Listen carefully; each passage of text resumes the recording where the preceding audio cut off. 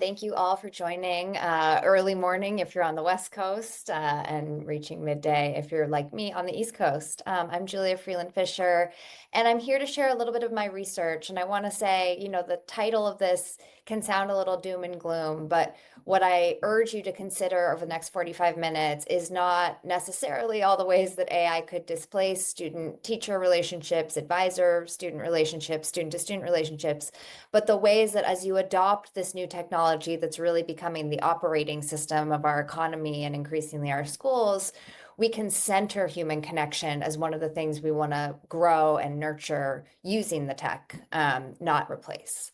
So today, what I want to cover, I'm going to define social capital, which is a concept of human connection that I think is really important for all of you thinking about students' long-term trajectories to opportunity. It's why relationships matter, not just for healthy development right now, but for long-term access to opportunity and economic mobility. I then want to talk about the trends that we're seeing in the space around how AI is impacting our social connectedness and social capital, and provide a little bit of a case study of research we conducted last year on the rise of chatbots in college and career guidance. Lastly, though, I want to give you some considerations, some guardrails, and some opportunities to think big about how to scale human connection as this technology becomes more and more commonplace. I start every talk with this question: how did you get where you are today, and who helped you? Some of you may be thinking about deep mentoring relationships, family members, people who were always in your corner. Others of you might be thinking about chance encounters, someone you just happened to meet on a train, in a program, at a school, who helped direct you on the path you're now on. The reason why I ask this question is that opportunity, particularly in America's labor market, is a social phenomenon. We spend a lot of time in education, rightfully so, thinking about what students do and don't know and measuring that. But what we have to start paying more attention to is the right side of this equation: whom our students know, who they have exposure to, who's willing to invest in them, take a bet on them, and open doors. And that's because opportunity sits at the cross section of these two. An estimated half of jobs and college internships come through personal connections. So we can talk about skills, credentials, and knowledge all day long. But if we don't attend to the social side of opportunity, we're not setting our students up to live choice-filled lives. I study this through the lens of a concept called social capital. If there's any sociologists on the call, I'm sure you could school me on this. I am not a sociologist. I play one on TV though sometimes. But this concept of social capital, it's pretty simple. It's the idea that our networks contain value. And we in our work define it as young people's both access to relationships and their ability to mobilize those relationships to support their goals. Now, although it's simple, social capital, I think, can be a little bit elusive as compared to the other forms of capital that we talk about a lot. Financial capital, the dollars and cents in your pocket, we all know those numbers. We can look at a bank statement and know how much money we have. Even human capital, what you know and the labor market will pay you to know and do, is easier to wrap our heads around. The reason why social capital can feel a little bit squishy is that it takes many, many forms. It can take the form of perhaps that person you thought of who'd helped you get where you are, giving you emotional support. Maybe it was someone who gave you rides to your first job. Maybe it was someone who gave you information, and maybe it was someone who was even a reference, referral, or the person who hired you in your first job. That's all social capital in action, and it can therefore be so broad that it can be hard to measure. That being said, it's something that we can't afford to ignore right now. We know that the state of young people's social capital is not as strong as it needs to be to ensure that all young people are thriving.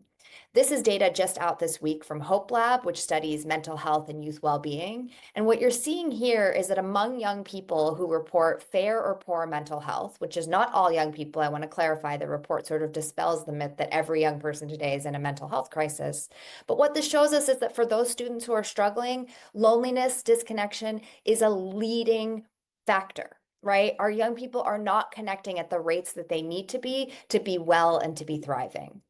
We also know from research at the Search Institute, which I urge you to check out their developmental relationships framework if you don't know it, that we don't always, as adults, have a perfect grasp on the quality of relationships with the young people in our lives.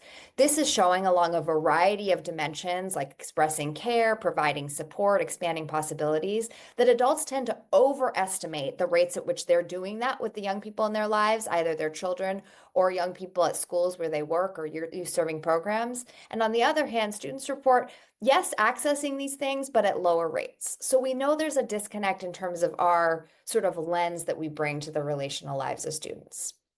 What I also often hear in my work, and I know we have a mix of K-12 and higher ed folks on this call, but I often hear that college is where you build a network. The reality, though, based on Strata's research and other, is that this idea of networking skills and opportunities is not necessarily as widespread as we might hope on college campuses. In fact, among leading sort of career skills that are measured on the NSSE survey, networking with alumni career professionals to make connections is where students feel least confident. We also see this bear out in some of the mobilization data. I'd urge you to think about what percent of college graduates do you think found their alumni network helpful? If you think about the glossy pamphlets which we sell college as a chance to build a network, the numbers don't line up to that sort of representation. Only 9% of college graduates in general report that their alumni network was helpful, and 18% of alumni of more selective schools. In other words, this social side of opportunity is often left to chance or going ignored in the structures inside of our education system. Now, this in general is something that we should pay attention to, I'd argue, if we care about mental health, well-being, academic success, and career success.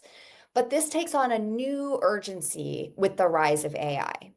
Because with the rise of this new technology that I know all of you are exploring, experimenting with, and probably bringing to your classrooms in really inspiring ways, there's a hidden risk, which is that experience and connections and social skill are all going to command a growing premium, even though we may not be paying attention to those social sides of opportunity in how we're guiding students.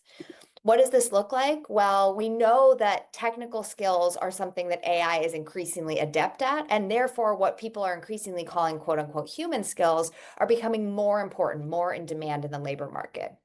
We also know that entry-level work is starting to get disrupted and displaced, right? When we first saw ChatGPT come out a couple years ago, it was sort of framed as like an intern in your pocket. It could do intern-level work. Fast forward a couple years, when we have tools like deep research, it can now do much closer to PhD level work, at least on some tasks. And as a result, we see employers backing away from hiring entry-level talent that has no work experience, that has no connections to doing real work in the context of real professional settings. And lastly, there's a real irony to the efficiency that AI appears to lend to the job search process. We see young people increasingly using AI to create resumes and to do their applications to entry-level jobs, while at the same time, employers are using screening systems that are screening out a lot of that early talent and are overwhelmed by the sheer number of applications they're getting, which shows the labor market reverting back to a who-you-know-based hiring process. And so technology, yes, is lending productivity, but when we look at this sort of social layer of what's happening between the interface of education and work, we see human connection rising in importance. At the same time, as it's growing more valuable, I'd argue it's also becoming much more vulnerable with the rise of what are called AI companions. And I want you to think of AI companions in terms of their function, not just their form. By that, I mean, we know that there's a bunch of, I would argue, somewhat creepy applications emerging in the consumer market that are selling AI boyfriends and girlfriends, that people are falling in love with their ChatGPTs. And these headlines can sound really extreme. We also know that half of young people are reporting experimenting with AI companion tools in the consumer market on a regular basis, meaning at least a couple times a month. However, this is also a form that's starting to emerge in education, not for intimate partnership or even friendship, but as a companion that can help students make progress, either in their college journey, their career journeys, and understanding sort of the pathway that they're on. And the fact that these tools take this companion-like form, that they are anthropomorphic in nature, that they are sort of ever there 24/7, poses real questions about how young people are going to relate to AI in the coming years and how that's going to impact how they relate to one another and the adults in their lives. What I think is really important to understand about this companionship category or function in the market is that it's sticky. This is research from Andreessen Horowitz, which is betting really big on this companion market. It's a VC firm putting millions and millions of dollars into startups in the space. And what they've seen is that when people, not specifically young people, but users in general, are using these companion apps, they are spending significantly more time on these tools than some of the other types of tools. You'll see EdTech number 2 on here, far lagging these engagement rates. And so we have to pay attention to this trend, not just because it has sort of the potential to shape young people's social lives, but because it's actually way out ahead in terms of stickiness, I would argue potential addiction, but also just sheer usage rates among the user base, including young users. We also know that users of these apps lean younger. So Character AI, which is one of the fastest growing ones of these sort of strictly companion apps selling kind of friendship, entertainment, and I would argue intimate and sexual chatbots based on some of the research. Their user base is over half people under 24. So we have to pay attention to this.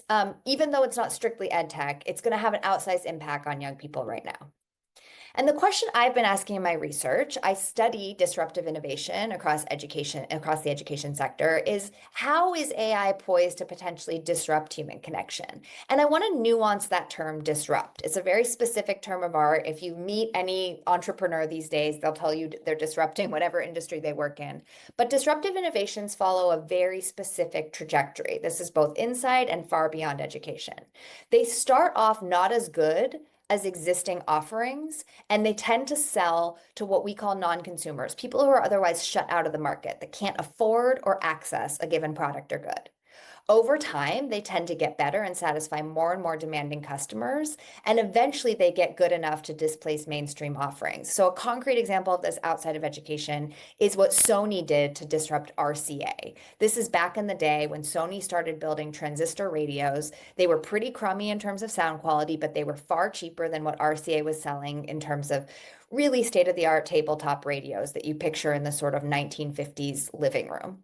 But right, with this affordable, slightly crappy technology, Sony could sell to teenagers who were delighted to spend a little bit of pocket change on something that allowed them to take a radio, go outside their house, and listen to rock and roll. Over time, Sony's technology got better and better, eventually displacing RCA. And that's the process of disruptive innovation. Again, it starts off not looking particularly impressive, but it's that very attribute that gives it over time a competitive advantage to displace industry incumbents. So what are we seeing right now in this market of AI companionship? It's that bots are better than loneliness, right? If your alternative is nothing at all, a bot does not seem like a crummy alternative to human connection. And the trajectory we see these taking is that initially getting a foothold among users that are seeking out connection and not finding it in the real world, these technologies are getting better and better at responding, at appearing empathetic, at connecting with users, starting to displace the outer rings of our networks, and then eventually coming towards our more intimate ties. That's the trajectory that we see in the consumer market. I want to emphasize, and I mentioned this already, folks like Andreessen Horowitz, there is a ton of money going into this market. So despite the fact that those of you listening right now might think an AI boyfriend or girlfriend, that's ridiculous, or might play with this technology and think it's not particularly compelling. That reaction is rational, but it doesn't line up to where investors see the immense potential in this market. There's a lot of money being poured into it. And this is from an Andreessen Horowitz memo showing sort of, this was the introductory quote that they used in a memo called, "It's not a computer, it's a companion," right? And this is a Karen AI user, another one of these sort of intimate app, consumer apps, saying the great thing about AI is that it's constantly evolving, right? We know this. We're seeing this in the productivity world where we get better and better versions of ChatGPT and Claude on a frequent basis. But the way that users experience this socially and emotionally is that one day it will be better than the real girlfriend. One day the real one will be the inferior choice. That is textbook disruptive innovation.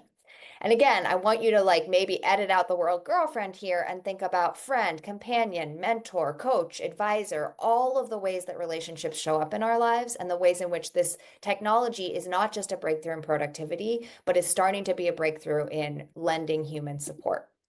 Now, that's a consumer market trend. I think we all have to be wide awake to it in education because just like social media has shaped the worlds that our young people bring into the classroom today, this new technology, I think, is going to do that on steroids. But there's a different question we have to start to ask inside of ed tech, inside of the decisions you're making every day when you integrate AI into your workflow, into your classrooms, and into your organizations.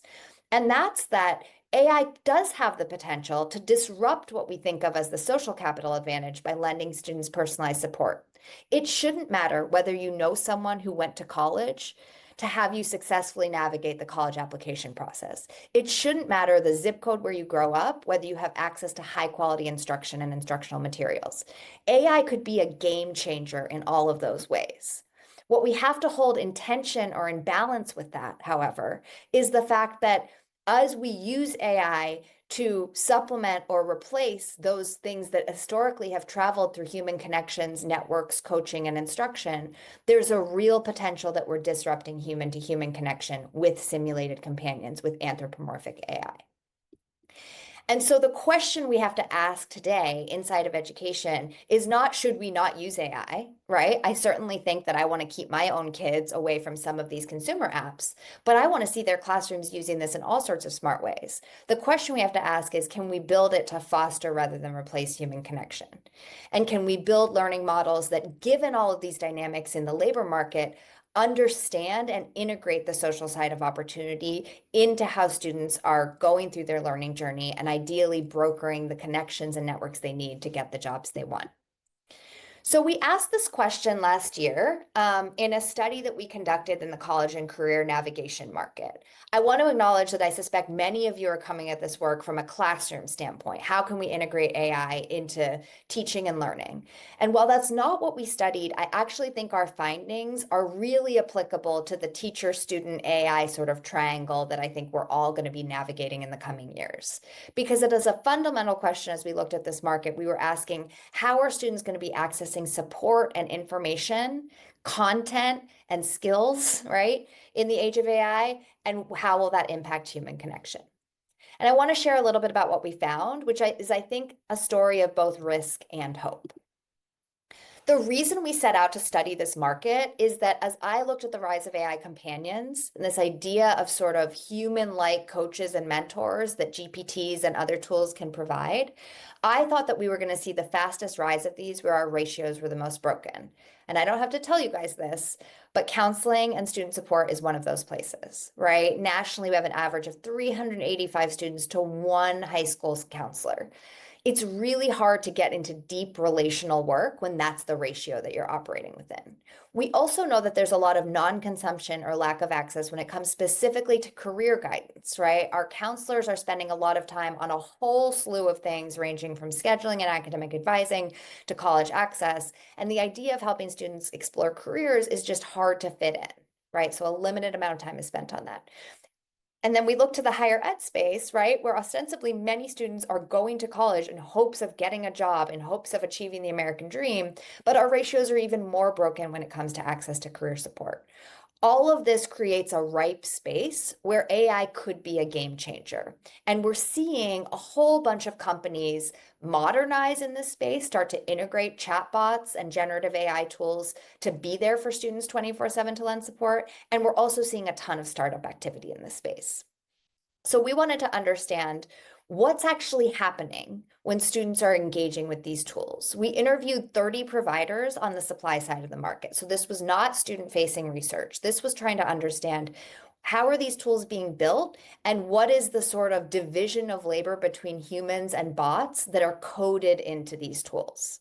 And one of the first things we asked about was, what are the types of support that students are getting either from humans or bots? And we adapted what's called, I don't want to get into too wonky of the theory here, but we adapted something called social support theory, which is the idea that Our relationships provide myriad forms of support. So students need esteem support. They need someone who's in their corner, cheerleading them, saying that they believe in them. But they also need things like tangible support, right? They need cash and rides to school.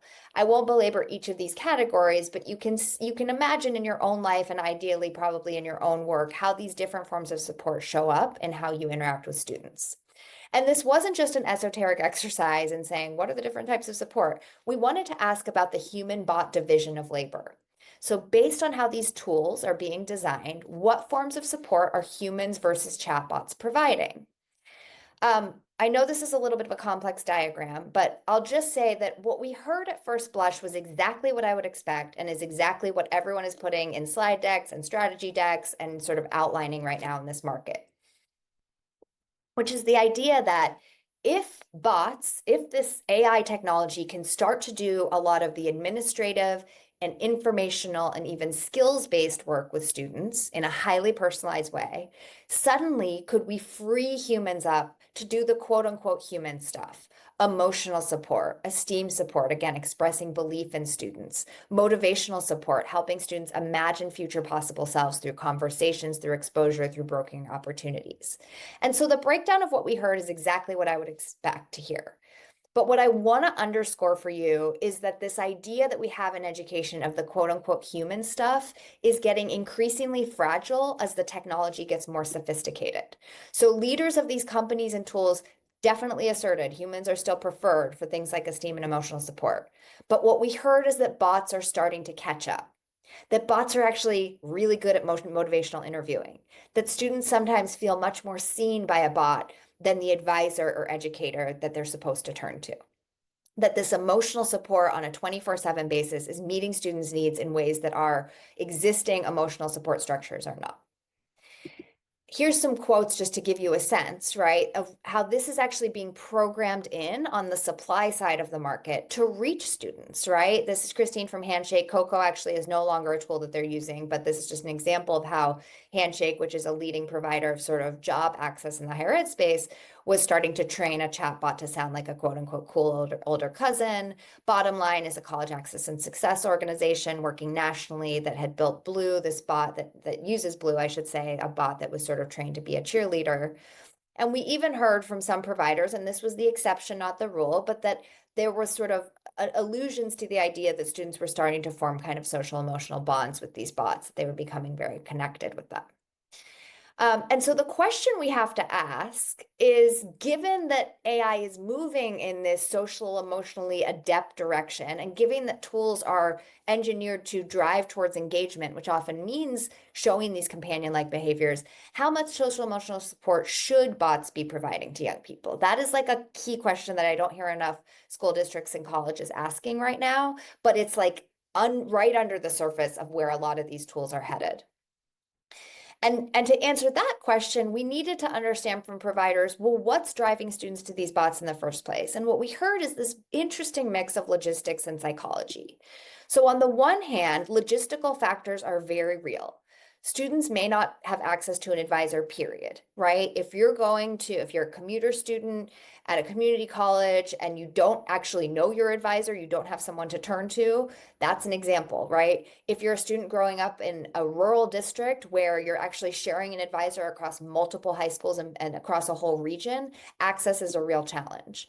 We also know that students are not always filling out the FAFSA at 2 p.m. at their allotted time to meet with their advisor, right? That in fact at 2 a.m. they might be trying to do certain tasks that we're hoping they're doing on their journey to post-secondary planning. And so lack of on-demand support, right, in the hours that students actually need the support rather than when that support is available during the school day is another big factor.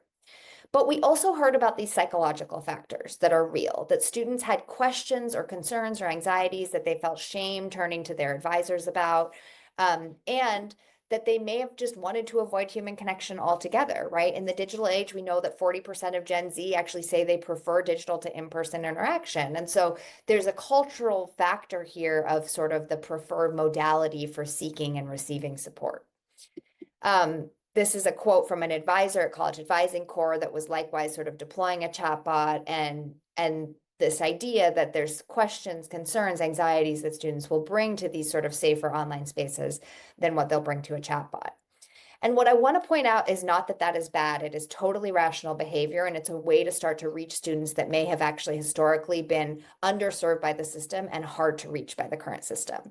But the question we have to constantly ask is whether that's a feature or a bug, right? That these behaviors, if taken too far, lean in the direction of antisocial and isolating behaviors. And if we go back to that statistic that an estimated half of jobs and internships come through personal connections, we have to pay attention to this not just as an indicator of near-term isolation, but a cost to accessing long-term opportunity. So that begs this much bigger question. And this is the tension, again, that I would urge you to wrestle with in your classrooms, in your advising and student support systems across your institutions, which is when are chatbots and AI tools in general expanding access? And when are they making isolation more convenient and comfortable for our students? When are they actually taking sort of the worst of what I would argue 2 decades of addictive tech in the consumer market have kind of engineered into our hearts and minds and making that actually worse? The good news, though, is that what we heard time and again is that there is a real possibility that using these tools could unlock a whole new layer of human support and access to opportunity in our education systems.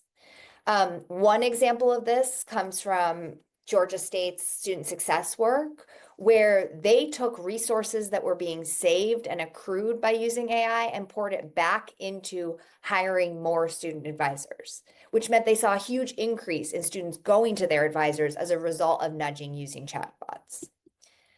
The other thing that we heard a lot about is that if advisors, if counselors, if educators are not in the business of sort of answering FAQs, that they could suddenly start to be in the business of being opportunity brokers. And we heard a lot about this concept of warm introductions, which is something that I would argue, although some tech builders in Silicon Valley would disagree with me, it's something that really remains a uniquely human skill. The idea that technology can always provide you with, here's a list of people you should talk to or should reach out to, or go build a LinkedIn profile. But AI can't do that warm introduction of saying, I know that you would benefit from connecting with my student, and here's all the reasons you should talk with them. So that idea that we free up time and we move it into deepening and diversifying students' networks came up time and again in our interviews.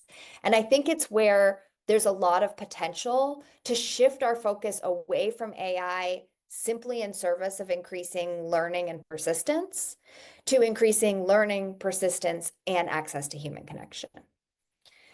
So I want to take a final few minutes here to consider some of the safeguards and sort of opportunities around what human connection can look like in the age of AI. And again, I'm using this in the age of AI term a little bit loosely here because I want to honor that I think these considerations, while we came up with them in the context of advising and college and career sort of conversations that students are having with chatbots and with humans, I think this can apply also to the classroom. So the first is we have to start, if we're going to take seriously both the threats in the consumer market and the opportunities in the education market, we have to start measuring human connection with more rigor and regularity. We have to pay attention to people indicators, not just progress indicators. We have a whole report on our website, whoyouknow.org, called The Missing Metrics that provides example survey items and other ways to capture data on how well connected students feel. That organization, the Search Institute that I mentioned earlier, has a wonderful survey around students' access to developmental relationships, and also a great tool called their Relationship Check tool, where adults can reflect on the degree to which they're engaging in developmental relationships with their students and advisees. So this piece is critical because otherwise we're sort of flying blind, and our traditional measures are not going to tell us the degree to which students are either building their muscle to be in relationship or whether that muscle is atrophying as these self-help bots become more commonplace. The next thing is that we need to prompt AI to prompt relationship building. So those of you who are using PlayLab or other sort of proprietary AI tools in your systems, think about ways that those tools can have this human relationship theme threaded throughout, that when a student goes to them for academic or college and career help, that it's not just giving them answers, but it's encouraging them to reach out to the people around them, and it's building their confidence to do so. And that relates to the next recommendation, which is there are tools starting to emerge, one called Goldie by an organization called Climb Together, that are really saying, let's take this anthropomorphic AI and not just give students better instruction, but give them a chance to practice telling their story to potential employers, to potential admissions officers, and how to actually get rid of what I would argue is a real crisis in help-seeking aversion. So we can build AI to do that. It's not the default setting of ChatGPT. ChatGPT wants to be your self-help coach in perpetuity, right? But we can build tools that actually move us in this human-centered direction. I already mentioned this idea that if we're using AI as an efficiency play, it becomes even more critical to reinvest those saved resources back into staff capacity. Now, I want to acknowledge it's 2025. The idea that there are abundant resources lying around is a joke. So I want to acknowledge that this is directionally where I think we need to be sort of setting strategy over the next 5 years, thinking about when we're saving time, when we're saving resources, rather than that netting us out to have just like more resources to pour into more technology, those resources should actually be directed towards human connections. And then lastly, I think we have to start paying real attention, not just to escalating cases where students maybe express intent to harm themselves or others on these tools, but escalating when there's signals that students are isolating, that they're not meeting with their advisors or their educators, that they're spending too much time on these tools in a way that's taking away from their real life interactions. And these are all things that we've actually seen start to crop up among the technology tools that we studied. So I want to give just a glimpse of what this can look like for those of you who are either building or procuring technology tools, so you can start to get specific about, okay, what are the social features and functionalities that we could elevate alongside the sort of student-facing efficiencies and personalization that AI affords. So one example that I absolutely love comes from Uprooted Academy, which is a nonprofit college access platform that's doing a great job of integrating not just better college guidance and advice for students first in their family to go to college, but a whole bunch of mental health supports and sort of psychological supports for students going through that process. And one of the things that they recognized early on was, yes, we can give students better information and a better experience, but we can also tap into the existing assets in their lives that traditional college guidance doesn't always do. And again, I would echo that this is true in academics as well. If you're thinking about how do we move a student through a curriculum, how do we ensure that they're on grade level or advancing at the rate we want, we have to start enlisting families and communities in that process if we want it to be sustainable and effective. So what Uprooted Academy does is it has students identify who are you, they call it your tribe of 5. Who are the 5 people in your life? Could be peers, near peers, family members, other members of your community that you think you can turn to on this college journey. It collects their contact information, and every few weeks it automatically texts those individuals with an update on the student's progress and tips on how to help them. Suddenly, using this technology not in just a student-facing capacity or an educator-facing capacity, but a community-facing capacity, is unlocking what we think of as sort of latent social capital in young people's lives. And again, I think this is happening in ad hoc ways in our school systems, but the idea that we could do it efficiently for each and every student is where the real unlock comes in. Another example of this is using AI to sort of catalyze conversations that otherwise might not happen. So, I started this research years ago. I've been writing about relationships and networks for almost a decade. And about a year ago, I realized I wish I had started my research writing about conversations rather than relationships, because conversations are the building block of relationships. And right now with conversational generative AI, that's what we see starting to sort of potentially disrupt human connection as we know it. And so a tool that does a really great job of this, and I'm not selling you on these tools necessarily, you should check all of them out. I'm trying to give you a sense of the technological designs that undergird them. But Protopia is a tool that sells into alumni engagement offices in higher ed with a very simple but powerful premise that it can cull through alumni directories and find the best positioned alumni to answer students' career questions. It's not a separate app. It's basically white labeled where students can go on their career services website, ask a question. It'll call through that alumni directory, send an email directly to the alum that's the best fit, ask, are you willing to answer the student's question? If they are not willing or they don't respond, it goes to the next best alumni. So you have 2 dynamics at play there. First of all, every student question gets answered. by a human, right? And right now, like whether you like it or not, students are turning to ChatGPT and these other tools to get their questions answered. So we're starting to live in a world where questions are getting answered at a much higher rate than connections are getting formed.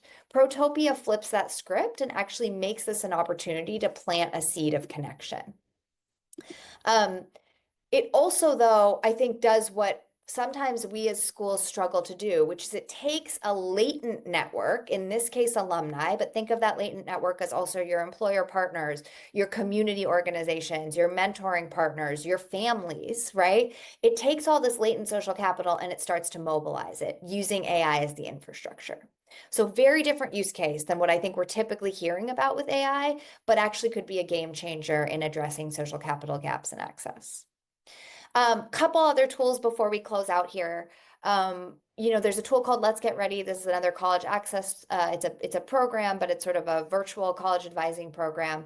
And they've decided to not use AI in a student-facing capacity at all. They call it brain on, mouth off. So AI is listening and observing interactions between students and advisors, and then supporting advisors to have even more highly effective evidence-based conversations with advisees. So that's, again, another example of sort of an infrastructure layer that's really there to strengthen a relationship, not replace it. I already mentioned Climb Together. This is the tool that is sort of helping students start to tell their story to answer what Nitzan Pelman, the founder there, would call the sort of impossible to answer question at the beginning of any job interview or coffee chat or informational interview, which is tell me about yourself, right? Which is a very well hidden test of like prove that you are impressive, right? And it's code that sometimes young people don't have the chance to decode and practice. And so they've built a bot called Goldie to help students tell their story and start to make an ask in terms of gaining access to job opportunities and internships. And then lastly, I already shared what Georgia State University has managed to do in retaining students at a higher rate, using nudges to push them to advisors, and that has led to a reinvestment in more advisors. Trickier to pull off that in the K-12 space where retaining students does not get you more dollars. But I think, again, a good example of AI in service of human-to-human relationships and connections. What I want to end with here is like, I show you these examples not to, again, sell you on particular tools, but to warn that what I see happening as I look at trends across the ed tech market is that there's a lot of rhetoric about using technology to free up time to build human connection, but there's not a lot of technology being built that fits that purpose. And we in the education market, if you're working at a school or an institution, we have to shape demand for that. Time and again, I'm talking to tech providers who are not hearing from the market that this idea of human connection is actually what we're demanding. And as a result, we're getting tools that are better at productivity, better at content delivery, better at assessment, but not actually designed for human connection. If you're listening to this and you're on the provider side and you're actually building tools, these are examples of not totally rethinking your tool, but actually just adding a pro-social layer to the tech stack so that we're living in that balance between personalizing content and support for students without doing away with their access to human connection and without sort of letting their muscle and confidence to seek out help in the real world atrophy. So I'd urge you to take this content and go back to your teams, go back to your schools, and have conversations about this. Have conversations about where you see the most promise in sort of AI's potential to grow your student social capital, to make sure they have the networks they need to get the jobs they want down the line. And to also be honest about the risks that you're actually grappling with as you integrate AI into your classrooms and into your sort of administrative workflow. I'll end there with just a reminder that really, I think that we can forget the social side of opportunity and we can really focus in this particular moment on all the ways that AI could supercharge and scale learning.